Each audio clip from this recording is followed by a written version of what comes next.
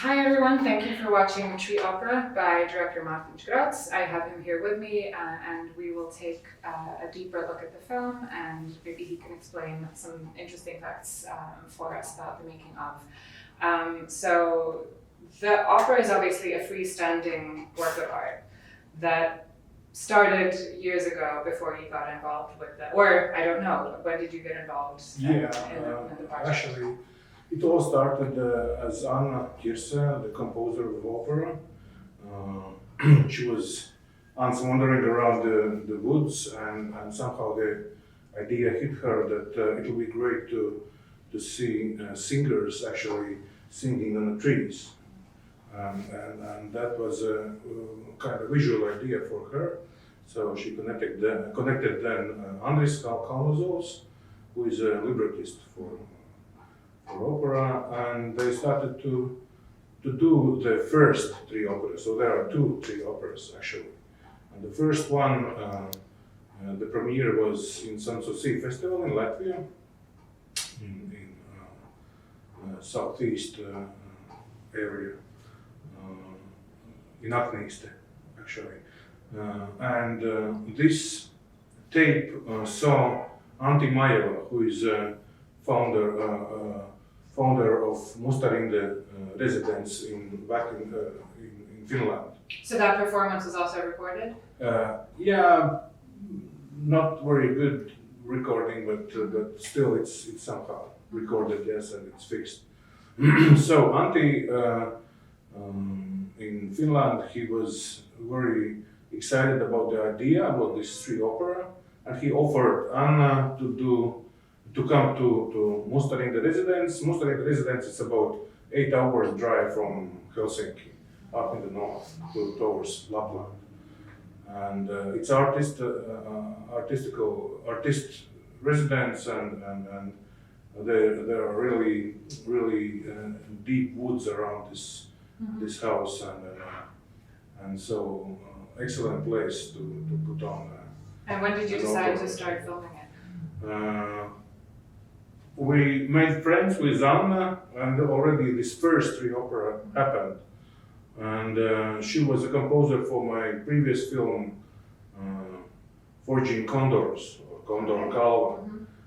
So it was kind of a friendly deal that she's making music for my film, and I will make film for her three opera, or actually making of. But then we thought that let's do something a bit more. Mm-hmm. Let's make it kind of not like usual making of film, or material, but let's make it a bit stronger, like with interviews and with some scenes that are more like poetic and tell about how the opera was done and all this job at the opera. And what was it about her project in the opera that you really liked and wanted to kind of highlight?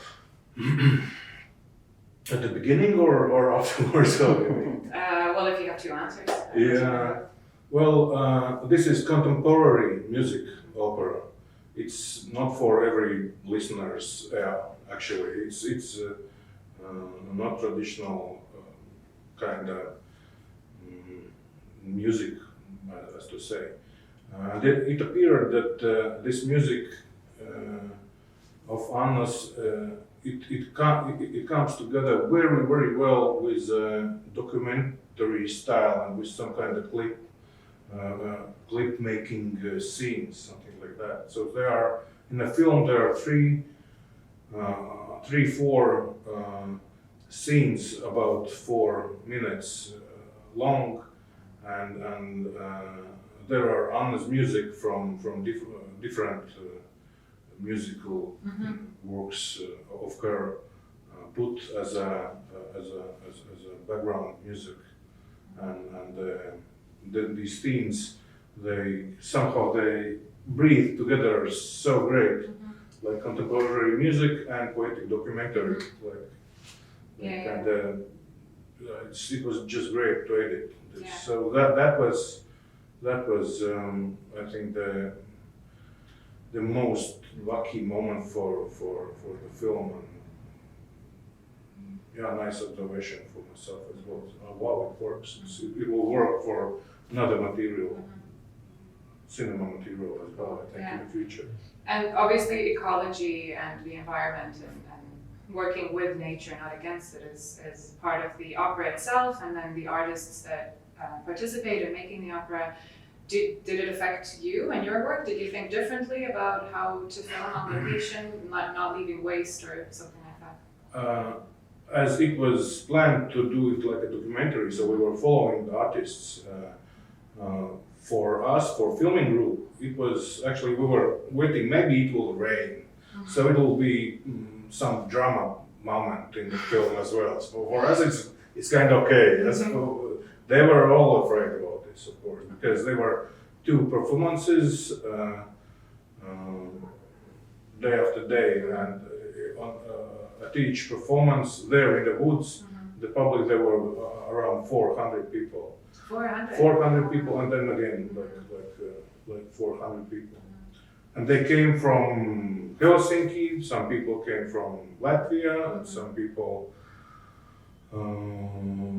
were locals, and so because of course it was a big challenge for all the team to build it up and to make it happen, because there are musical instruments in an open air, and there are some really very special. One instrument is mezzo flute that Anna Petrini is playing.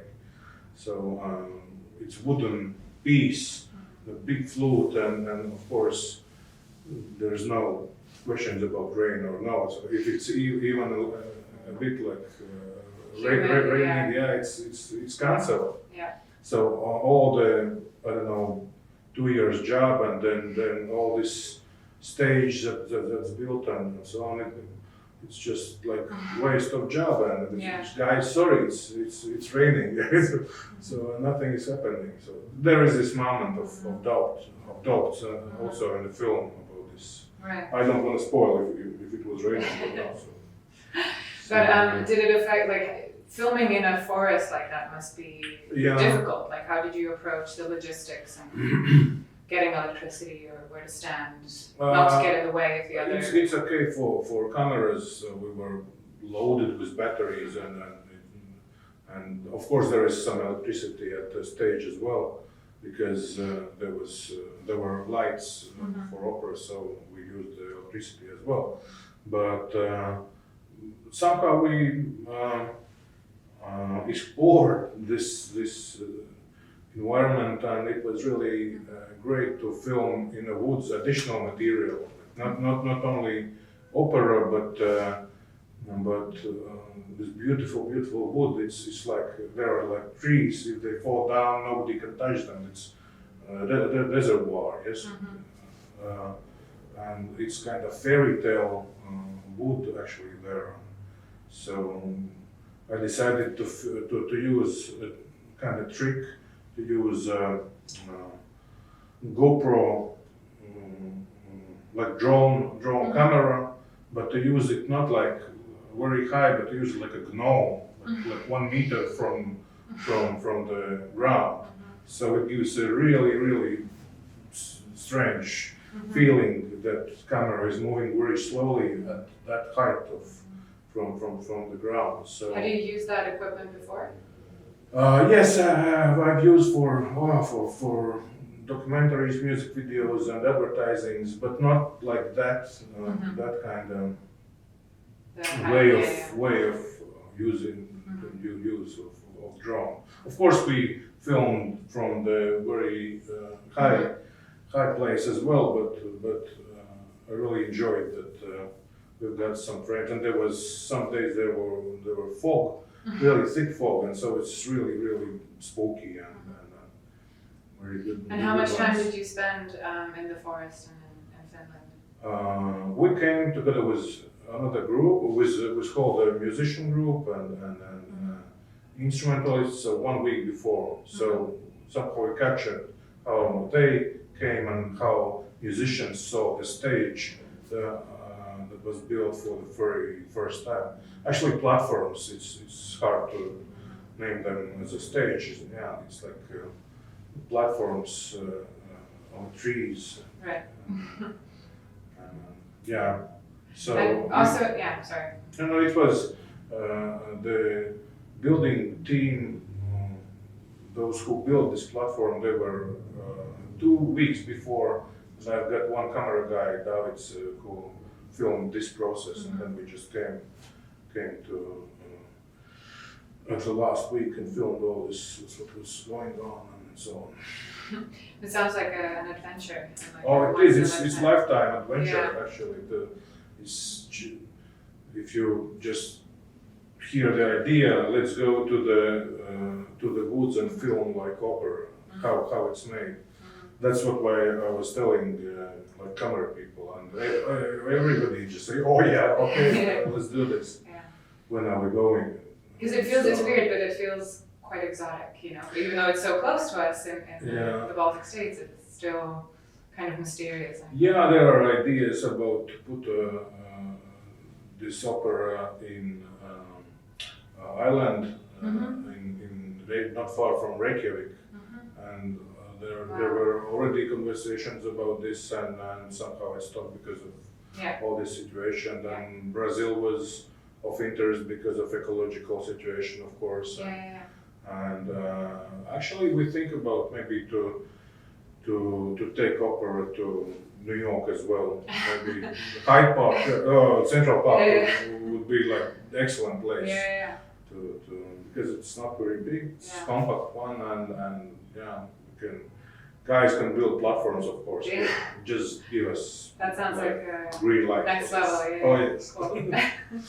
But so in a lot of your work, like your short film Lustlust and your previous film that you mentioned, Condor Kalva, you work with a lot of artists and designers and fashion and kind of architecture and everything. Is that kind of did you make that decision on purpose? Is it just like the people you know that you kind of use, or it just really struck me that it's always like fashion or like other arts? I just like to mix genres and music, cinematic genres, and to see what comes out. And I started as a music video director. There is already mix of different kind of genres. So there is a music and there is some artwork, and there's costumes, of course, and so on and so on. So I don't know. It's somehow it goes further and further, just like this. And, so I don't know if it's on purpose, but I like to work together with different artists, and then it's so interesting to see how things come together and how the idea changes. And then the last question. Basically, what I'm trying to get at is what's your next project, but I'm also curious if you learned anything or if something about this project influenced your next decision or how your career will go. Yeah, I'd like to stay at this Poetic documentary and somehow maybe to do the next one without interviews and just to do Poetic line of edit to edit the frames and put it together with music. So it's kind of to return back to music video, but now maybe with really contemporary music or another kind of music, but to do it with like the visual tells you everything. Like a documentary music video. Kinda, It's like there is no need to do the words or if something is saying, then to implicate it in the scene in a film, but in a kind of also in a poetic way to use like just some sentences or so. So it was really fun and great thing to discover in this film, like that there is some kind of power of these small scenes, and they somehow work as themselves. Documentary music video, I think you just invented a new genre.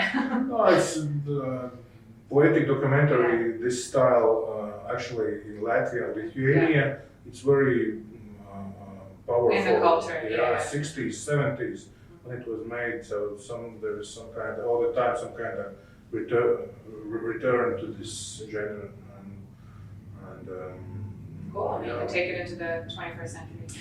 Yeah. Yeah. Nice. I'm a messenger Yeah. as well as other filmmakers Yeah. back at home like to do this. Cool. No, thank you. It's been interesting Thank you. hearing more about the project and, Okay. and what you have coming up. So I'm looking forward to seeing your next work. Thank You, and to everyone watching, don't forget that you can still watch our whole lineup until November 14th. So please check out our other films as well. Thank you.